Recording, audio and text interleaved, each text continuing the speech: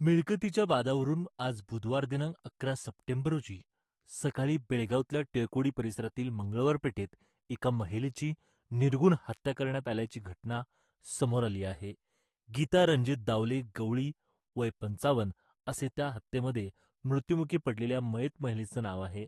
मयत गीता हिचा धीर गणेश गवळी याने आज सकाळी 8च्या दरम्यान गीता यांच्यावर चाकूचे सपासप वार करून त्यांची हत्या केली.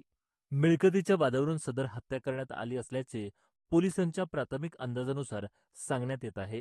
मात्र या हत्येमुळे टिळकोडी परिसरात एकच खळबळ उडाली. आरोपी गणेश गवळी याला टिळकोडी पोलिसांनी तात्काळ अटक केली असून अधिक तपास सुरू आहे.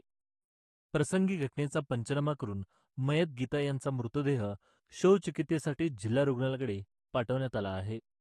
पुढील तपास पोलीस करत आहेत. काय प्लॅन होता आम्हाला माहिती नव्हतं सर.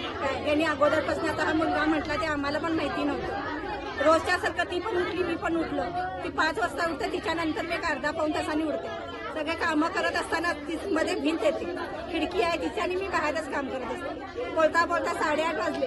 ती 7:30ला हा जातोय, ती पण जाते कामाला. ती 7:30ला जाऊन तिथं 2 कामं करून ती आत आली तिच्या बाथरूम मध्ये घरामध्ये येऊन.